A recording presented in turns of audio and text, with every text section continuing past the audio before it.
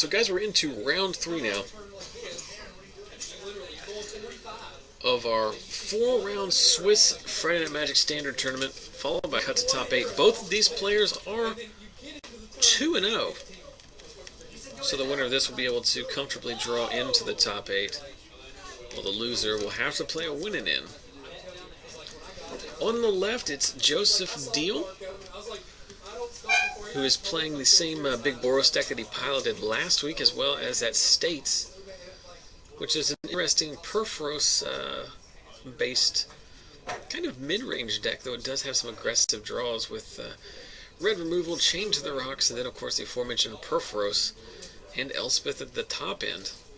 His opponent, stream regular Yen-shyang, who's playing his black-white control deck, though you wouldn't know it from the 4 beta swamps he has in play. It is exactly what you would expect it to be. Black and white control cards. Lots of removal. And Desecration Demon, which we see come down on turn 4.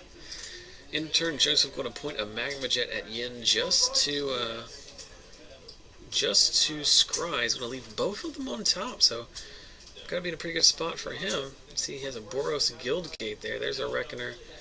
And then the Guildgate is going to come down. Looking at Joseph's hand, we see a Mutavault of Plains and Assemble the Legion. And a Mutavault, Assemble the Legion, very good trump to Desecration Demon.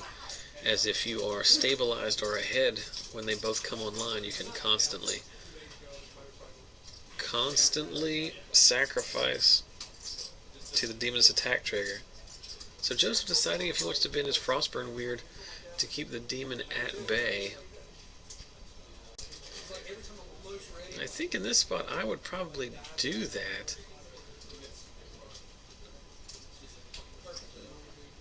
Because there's not a guarantee that Frostburn Weird won't get, removed here.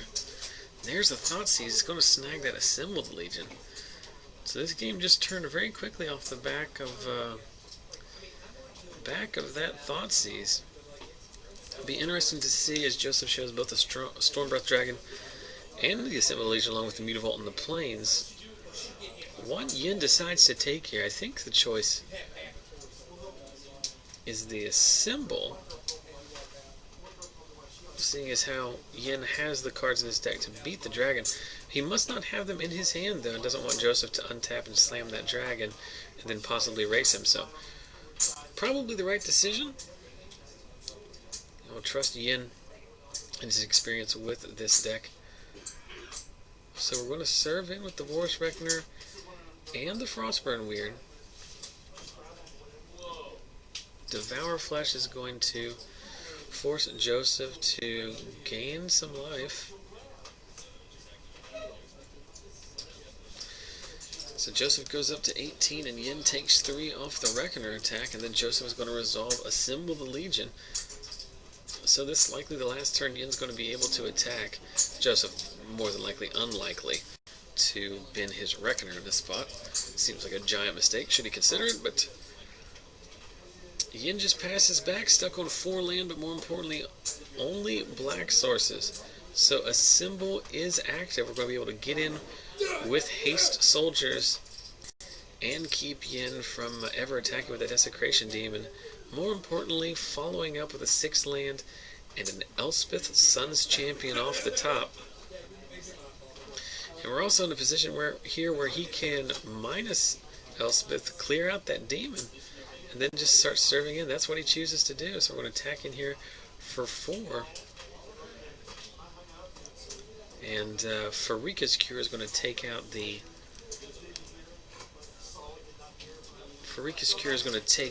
token. Yen gains 2, loses 3, so a net 1. Replaces the demon. But again, with this active Assembled Legion, it's going to be on defense at best. Though we're quickly reaching a board state where Joseph can afford to sack a token on his turn and sack one on Yen's turn. So we're going to animate the Mutavault. We're going to make 3 tokens here. We're going to keep We're going to sack a token, keep the demon from blocking, and serve in for 1, 2, 3, 4, 5, 6, 7. 1, 2, 3, 4, 5, 6, 7, 8, 9. Only 9, but Yen decides he has had enough. And we move to the sideboard, so an impressive win from Joseph off the back of a Symbol of the Legion. Usually thought of as a card in the American sideboard card in the American Flash / American Control decks from previous Standard. But still effective here, especially against decks that cannot remove it. So these guys move to sideboards, they move to game 2. I move over to the chat to see what's going on.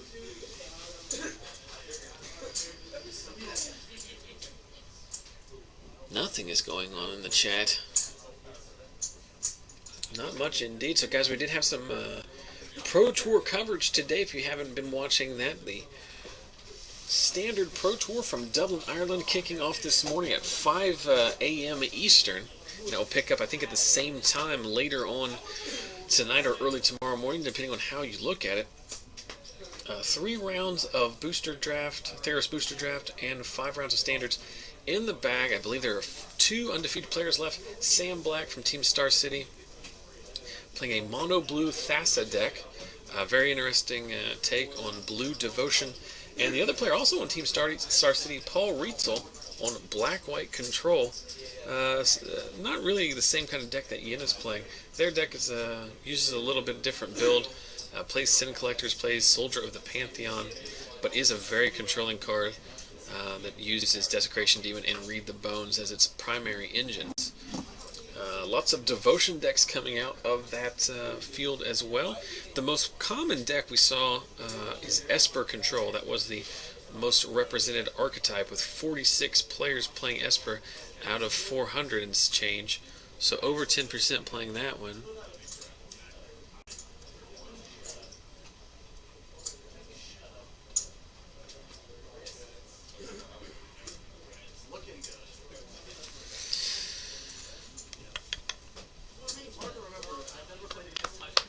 Oh.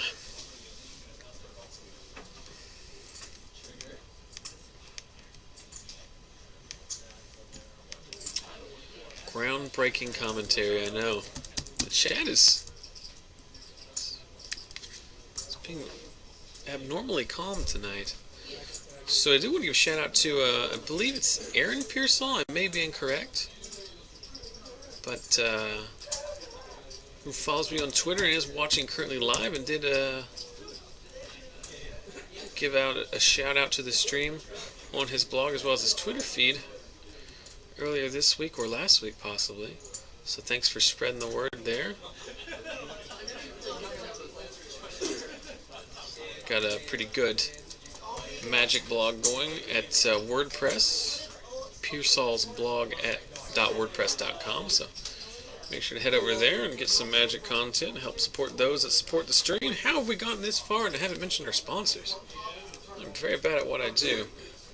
Nothing has changed about that, but we do, of course, want to thank the fine folks here at Lost Legion Games and Comics in South Charleston, West Virginia, one of 4 locations that Lost Legion owns in the West Virginia area, with stores also in Parkersburg, Princeton, and Beckley. So if you're ever in the area, driving through from the Midwest over to the East Coast, 3 major interstates going through the Charleston area. One of them right by the store. So swing by for good people, great prices, a lot of fun here at Lost Legion. Also want to thank the people that hooked us up with this awesome playmat that you can't see because Joseph has his life total pad, unfortunately, above their logo, but that is inkedplaymats.com. So if you're looking for custom playmats or just looking for some cool playmats at good prices, head over to inkedplaymats.com. They did post some new original art playmats on their site this week, which I mentioned on our Facebook page. So go over there, make sure you mention where you saw it from. Again, I mentioned it before, but in no way do I get any compensation from them. I just like to advertise for them because they're a good group of people. They made it very easy for me to get that playmat, and they deserve word of mouth. And then finally, as we are into Game 2 here, We obviously encourage you to support your local game store, but if you can't find those hard-to-find cards you need for your Commander, Legacy, or Modern decks, or as well as Standard, if the case at your local store is bare, then head over to affinityforcards.com. You can also find them on TCG Player in the marketplace. Use promo code LOSTLEGION, all one word, for 5% off your first order. And for those of you who are in the greater Ohio area, mark your calendars for November, I believe it's 16th. PTQ, hosted by Comic Town at the Columbus Convention Center. Affinity for Cards will be there as a vendor, and my big fat bearded self will be behind the counter working the booth, so come by, try and win your chance to play in the next Pro Tour, and buy and sell some cards to Affinity. Josh Pearsall. I don't know why I said Aaron Pearsall. Apologies to him.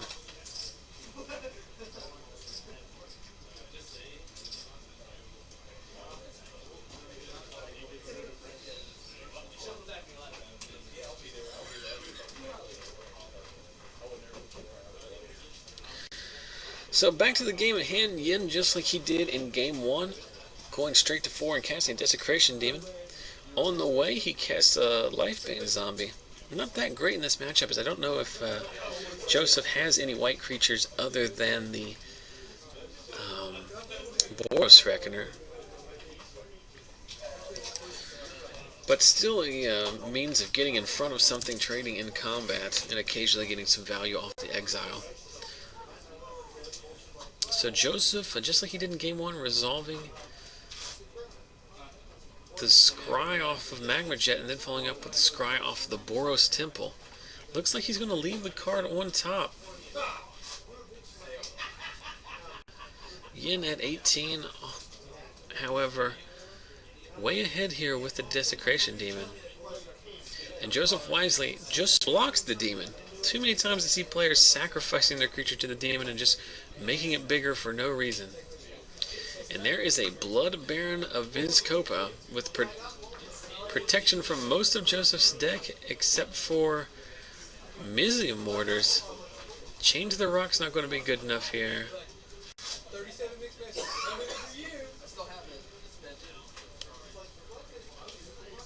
So we see Chandra, Pyromaster, an Elspeth, and an Assemble Legion. So lots of business for Joseph, but none of them directly answer the situation at hand here, and he's going to pump fake on this Assemble. I think you just cast that and then cast Elspeth next turn and Edict, and just pray that Yen doesn't untap and Thoughtseize you and take Elspeth. A very interesting aspect of the card Thoughtseize. A lot of people just jamming it on turn 1, and in a lot of matchups that is the right play, but a late game Thoughtseize just as important against these slower mid-range and control decks. So there is the 6th land. We're going to see an Elspeth. We're going to see a board clear. And now Joseph way ahead in this matchup, as Yen cast basically the best 2 cards in this deck in this matchup, and Joseph answered both of them. Hero's Downfall is going to take out the Elspeth at end of turn. Devour Flesh going to take out the Assemble the Legion token. Yen's going to scry one to the bottom and just pass back with 1 card in hand and likely no way of dealing with this Assemble Legion. I can only imagine his out is Glare of Heresy, which he might have a couple copies of in the sideboard, which would exile target white permanent. Meanwhile, Joseph's just going to get to work with the Assemble tokens. We knew he had the Pyromaster. He's going to bring it down and immediately pump it up, and there is a Desecration Demon, but not very good in this spot against an active Assemble. I'm really impressed with Assemble in this deck against a very common card in Assemble the Legion. So tick up Chandra, play a Stormbreath Dragon. Did we forget to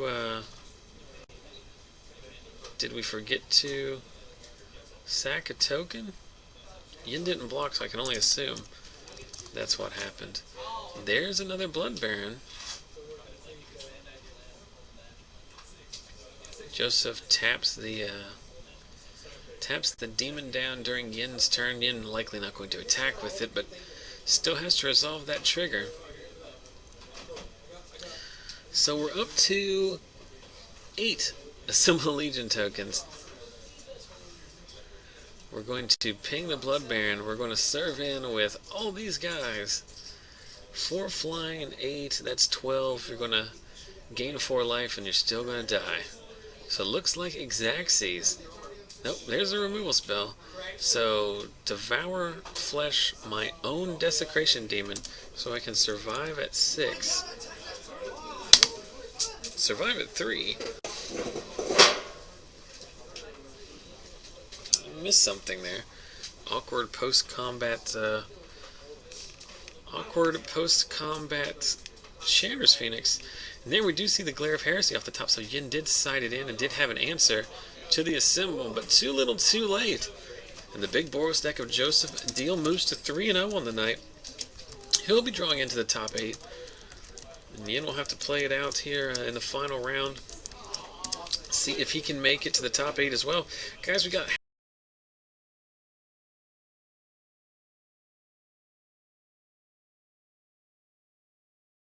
popular deck played in the Pro Tour today. It did not finish anywhere close to the top, but it was the most popular. But those numbers are things like stats like that are like somewhat irrelevant because it's just a matter of did the best players decide to play that deck? Yeah. I mean, I'm sure if Fireball and Star City were all on Esper, then there'd be a lot of Esper at the top. I wanted to make a bug deck where you just blow up lands. I thought that might be fun, but So like a bug deck that had the Hexproof Gorgon, the Reaper of the Wilds. That's a very good deck. I love it. I mean, that card is pretty good. I love that card. And then like Pronaxis Sphinx, like this, the Hexproof 3/5 flying attacks, scry 3. Or it's not Hexproof. You can tap. Prognostic Sphinx. Yeah. Talking about Frank. Yeah, Frank Laporte bug deck. That looked very good. You want FNM with that. Very fun. You want FNM with that. Alright, so we're into Game 2 here in our bonus coverage of Round 3. We've got Jordan Pectyo. He's up a game. We saw him in Round 1 piloting his homebrew junk midrange deck.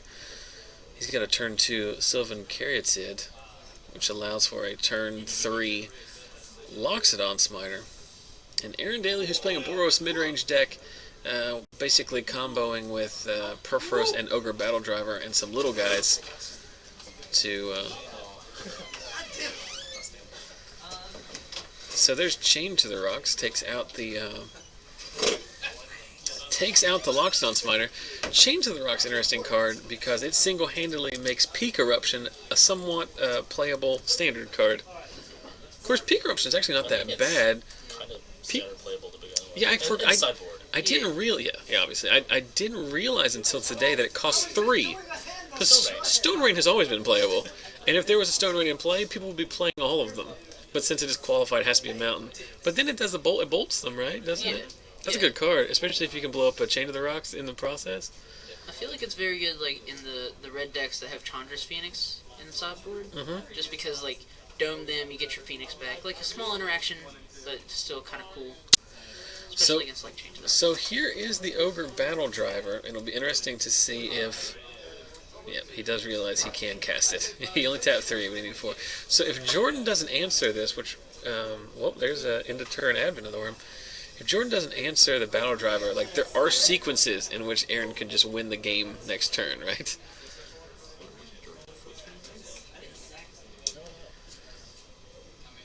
Like, if Jordan attacks with the advent, doesn't play anything. It's impossible, but it's...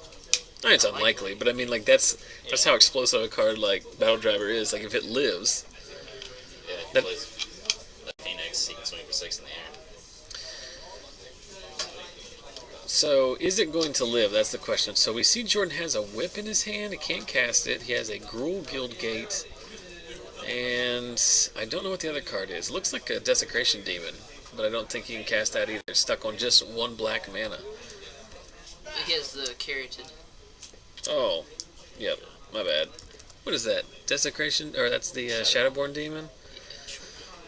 These guys won't let us have any fun. All I want to see is Ogre Battledriver.